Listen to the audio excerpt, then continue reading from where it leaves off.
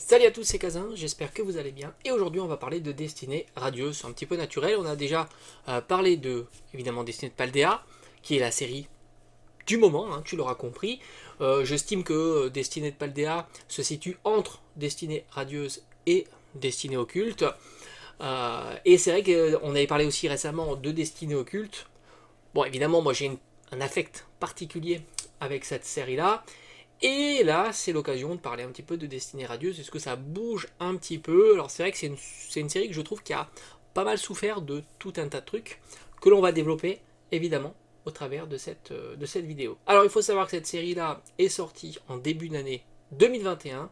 Elle compte pas moins de 195 cartes, dont 123 secrètes.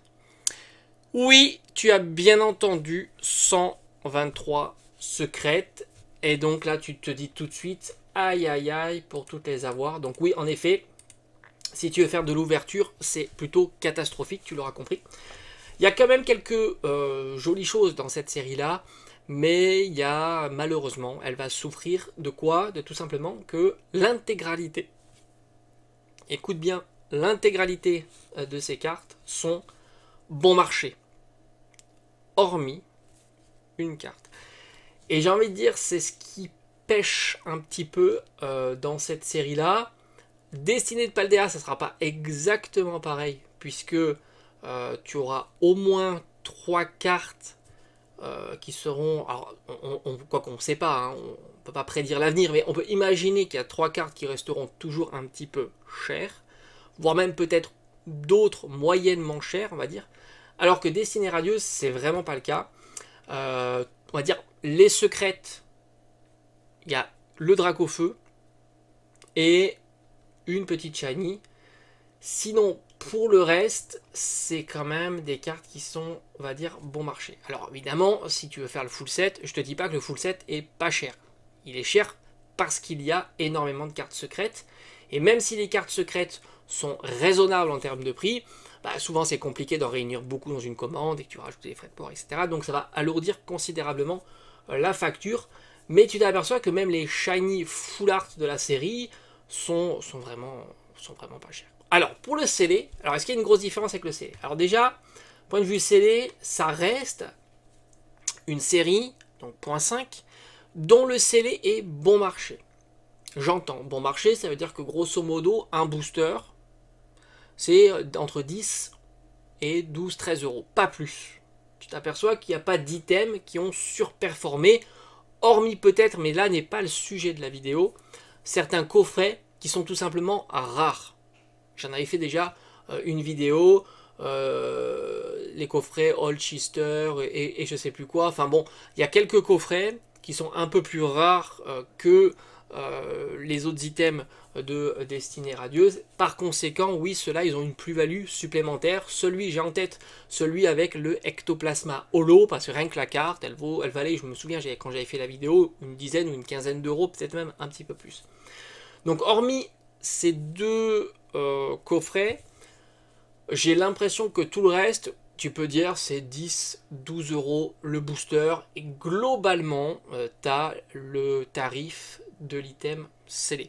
Alors, ça s'explique assez facilement parce que la série a été maintes fois, alors je sais pas si c'est reprinté, en tous les cas, il y a eu maintes reprints ou réassorts de cette série-là, et par conséquent, tu pouvais retrouver tout un tas d'items, dont principalement, tu l'auras compris, le TB et le coffret Pikachu. Par conséquent, tous ces items-là sont bon marché, et il n'y a pas eu ce décollage comme on avait pu voir par exemple pour la voix du maître.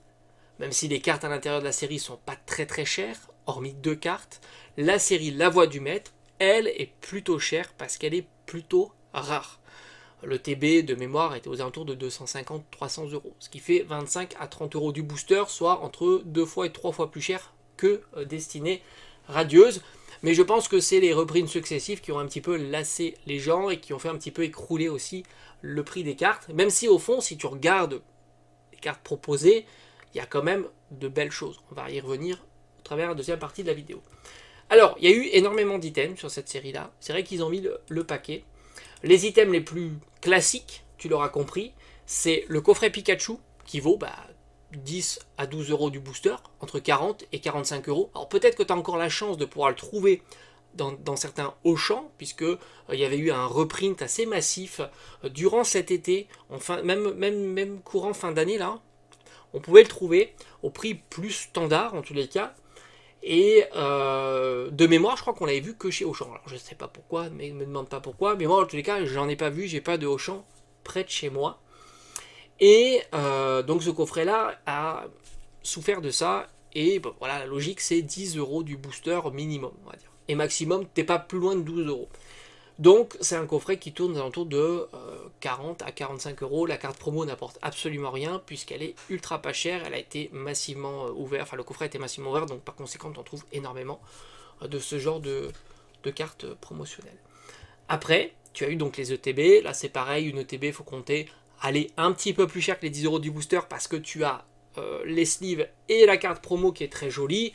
On est globalement à 120 euros de l'ETB. Ce qui fait une ETB, j'ai envie de dire, plutôt raisonnable au vu de la série, qui est une série .5, au vu du fait que tu as 10 boosters, parce que c'est vrai que maintenant on est habitué à 9 boosters, voire même les séries hors .5 à 8 boosters pour épée et bouclier. Maintenant c'est vrai que c'est 9, quelle que soit la série, et une carte promo. Mais tu as des ETB comme Star Étincelante, qui sont des ETB de mémoire plus trouvables en boutique et qui flirtaient avec les 100 euros. Et pourtant, tu n'as que 8 boosters à l'intérieur et pas de carte promotionnelle. Donc là, tu t'aperçois que 120 euros l'ETB, sachant que tu as 2 boosters supplémentaires et une carte promo, c'est pas quelque chose de délirant là aussi.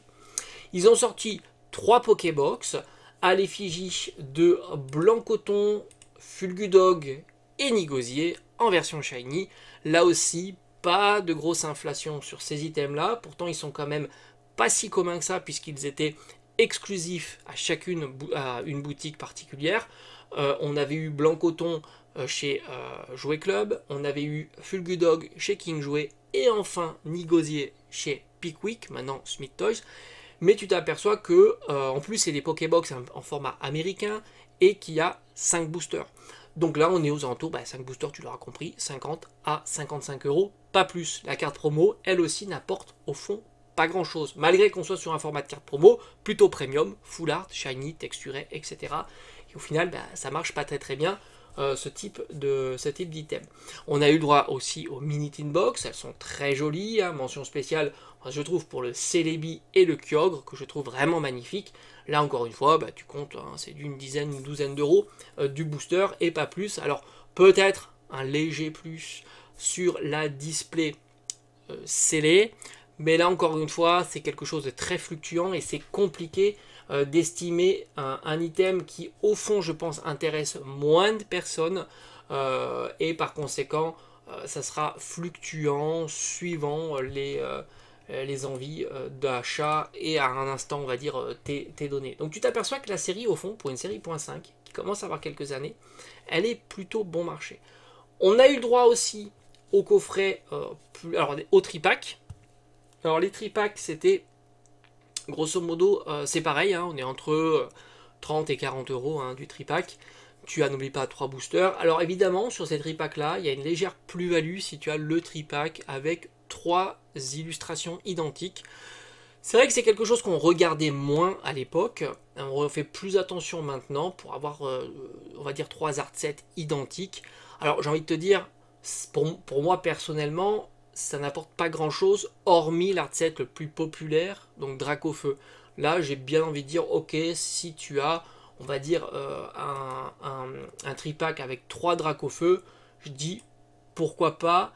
Mais là, encore une fois, à prendre avec des pincettes, puisque n'oublie pas que le coffret, je pense, il n'est pas scellé, il est juste collé. Et on n'est jamais à l'abri, tu vois, d'une petite manipulation. Tu vois ce que je veux dire. Bon, c'est pour ça que moi par exemple, j'en ai avec avec 3 boosters Dracofeu. Je les ai eu en boutique chez Jouet Club, j'ai aucun doute, tu vois. Mais donc par conséquent, moi je sais qu'il n'y a pas de souci sur ces items là. Maintenant, si tu connais pas la personne, tu pourrais plus avoir de doutes. Après, ils ont sorti un coffret énorme, mais vraiment énorme. Coffret énorme à l'effigie de Lancerien et de Lance-Tenfer. On est aux alentours de 90 euros cet item.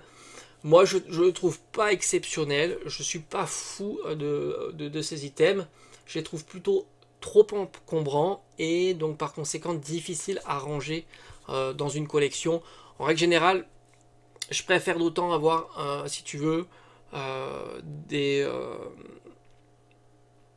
coffrets dont la taille est un petit peu identique parce que c'est plus facile quand même à gérer en termes de rangement quand tu as des coffrets qui sont plus grands, plus petits, etc. Enfin, c'est vraiment compliqué, c'est pas joli. Après, quand tu as une collection en scellé, ce que tu aimes aussi, c'est que ça soit quand même présentable et joli chez toi. Si c'est juste pour les entasser, les mettre et fermer la porte, au final, ça a moins d'intérêt. En tous les cas, c'est mon point de vue. Donc tu t'aperçois que globalement, le scellé Destinée Radieuse est un scellé plutôt bon marché. Alors, quand je dis bon marché, ça ne veut pas dire qu'il faut l'acheter dans l'idée que ça va augmenter. Franchement, j'en sais rien, puisque principalement, c'est une série qui a tendance à être reprintée toutes les années. On l'a eu toutes les années de suite, toujours des items disponibles, ce qui a franchement un petit peu cassé certainement sa progression.